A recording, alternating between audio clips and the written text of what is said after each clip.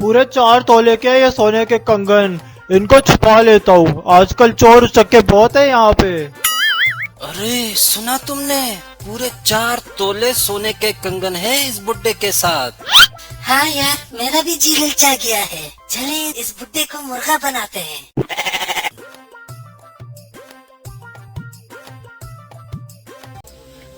बाबा जी कितनी देर है ट्रेन को? पता नहीं बेटा, मैं भी ट्रेन के इंतजार में बैठा हूँ। मैं स्टेशन मास्टर से पता करके आता हूँ। तो कहाँ जा रहे हैं आप? मैं तो शहर जा रहा हूँ किसी काम से। अरे वाह, क्या इत्तेफाक है, हम भी शहर ही जा रहे हैं। अच्छा बेटा। यार ट्रेन तो 2 घंटे लेट है, हमें बस या रिक्शे से जाना पड़ेगा। ओ शिट यार, ऐसा करते हैं फिर रिक्शे पे चलते हैं।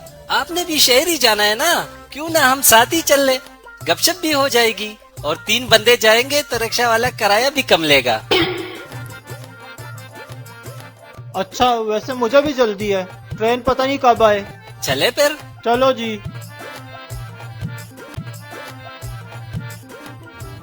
यहाँ तो कोई रिक्शे वाला भी दिखाई नहीं दे रहा। थोड़ा आगे चलते हैं, कोई ना कोई मिल जाएगा। काफी सारा सफर कर लिया है, अभी तक कोई रिक्शा नजर नहीं आया। आ जाएगा बाबा जी, आ जाएगा। वैसे आप शहर क्या करने जा रहे हैं? बेटा मैं ये सोने के कंगन बेचने जा रहा हूँ। हाले सोने के हैं क्या? कम से कम 4 तोले के तो होंगे।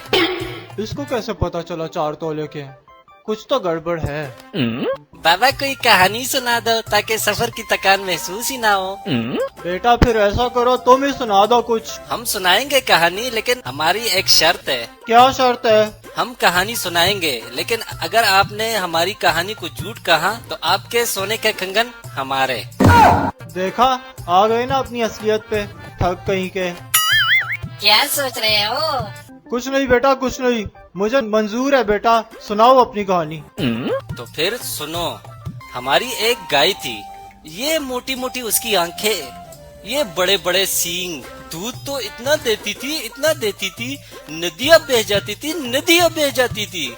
और उसके सींग पहाड़ों जितने बड़े थे, और अगर उसके 22 सींग पे हम बैठते तो पूरा एशिया नजर आता, और अगर हम दाई सिंह पर बैठते तो पूरा यूरोप नजर आता था। फिर एक दिन पता है क्या हुआ? क्या हुआ? एक उड़ता हुआ मच्छर हमारे माथे से टकराया और हमारी गाय वहीं पे मर गई। बहुत अफसोस हुआ।